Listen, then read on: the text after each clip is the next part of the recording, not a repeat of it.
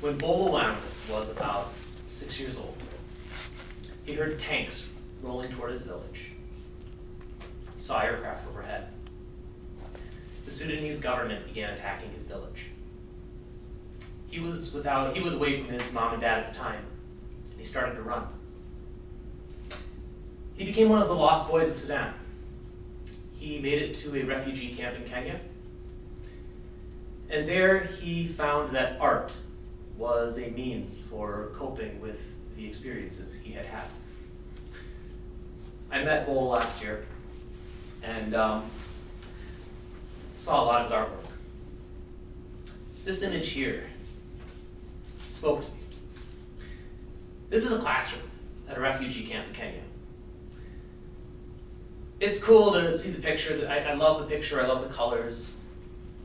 What speaks to me more, though, is what Bowl said about this image. He said there were two reasons they went to school. The first was, of course, to learn and to keep up with their studies. But the second was to give them something to do, because life in the refugee camp was quite boring. But then he talked about the teachers. He said that the teachers did their jobs because they felt so passionately. They had so much meaning in their work that they could teach these young people to go off into the world and come back to their country to prevent the terror that happened to them. You guys are all in college. You're probably thinking about what you're going to do in a few years when you're done. Where are you going to go? What are you going to do for your job? What are you going to do for your profession? Here's what I learned from talking to Bowl and seeing that image. Make sure that whatever you do that work with purpose and with meaning. When you give your work meaning, you make your own life better.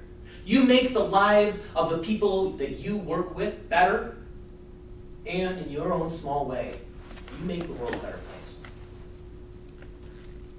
It all starts with you. When you find meaning in your work, when you can do a job and have a purpose, you create a positive change in yourself. I earned my PhD in 2012, and since then I've been looking for full-time work. And I don't know how much you guys know about the academic labor market. It's really, really bad. There was a job at the University of Washington. Over 200 people applied, all of whom were qualified, meaning they held PhDs in communication. It turns out that you can't get a job with a PhD in academia because there just aren't any jobs. But it also turns out that you can't get a job outside of academia because no one wants to hire you. You don't have enough experience. So I'm stuck here, teaching part-time. It would be easy enough for me to throw a pity party and talk about how terrible it is and how awful my circumstances are, but instead I choose something different. I choose to find meaning in the students within my work. I had a student that I don't think I will ever forget. He and his wife were truck drivers. They met driving truck, and they got married, and they decided that driving around in their trucks was a little too much for them. They wanted to spend time together. His problem? He was functionally illiterate. He could barely write his name. And the only reason he could write his name is because he had to sign his name so many times on official documents. I know that I only worked with him for a short period of time, and I'm not trying to claim any sort of victory over anything. But I know that in one small way, I was able to help him step up a little bit. That's meaning to my life. And he's not the only story. I've had hundreds of students that have similar stories, similar things that they've talked about, similar experiences that they've had. And I'm not sure if that's your story or not. It might be. What's more important, though, is that what I do defines who I am and gives me meaning to put my hands to my labor. But there's something else that happens when you have meaning in your life. When you have meaning in your work, you make other people's lives far more incredible. I was shopping at Meijer a while ago.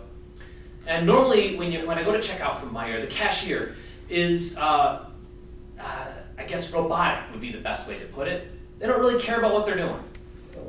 They scan the groceries, toss them in the bag. They'll have a conversation with their manager about when they go on break, as if I'm not even standing there, which is fine. They get the job done. This one day when I went to Meijer, there was a young woman checking me out, and checking my items. Actually, wasn't checking me out, but she asked in a very pleasant way if I had had a good experience, if I had found the things that I needed. And I could tell just by how she asked that question that she truly, deeply cared about whether or not I had been able to find the baby powder for my new child. She really cared.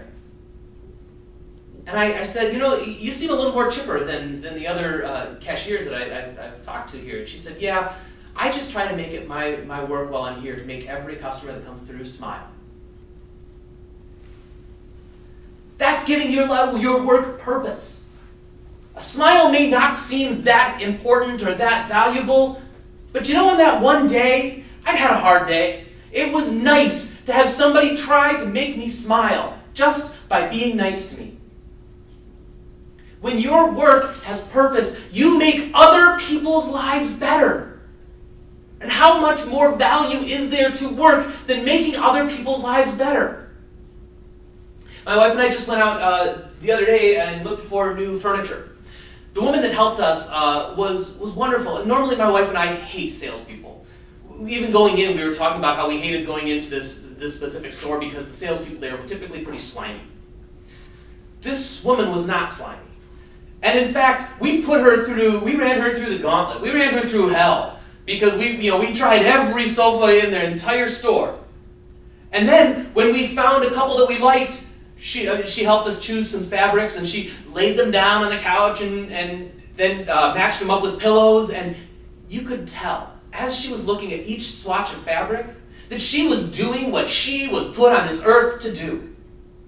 She was there trying to help us make our lives just a little better.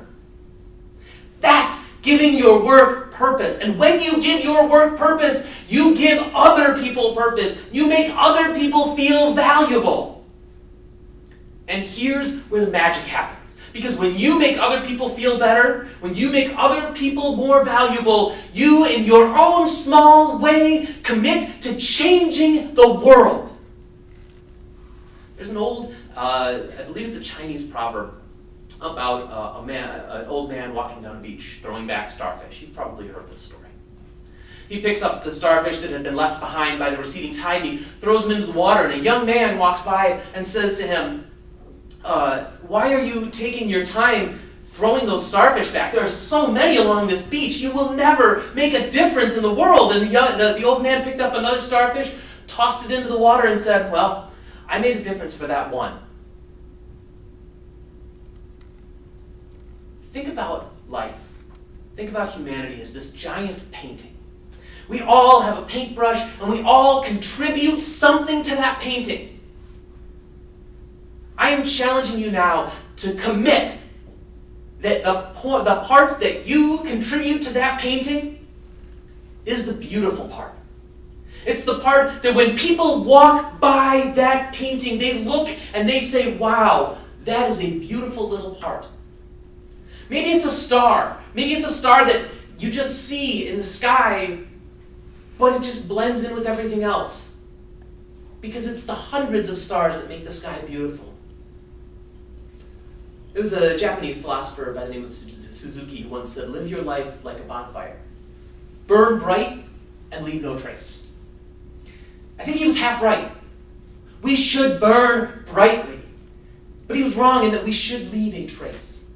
We should leave a small speck of beauty somewhere, because that's what we commit to when we commit to changing our world, when we commit to giving our life purpose, when we commit to working with other people. Give your life purpose. Give your life meaning. Give your work meaning.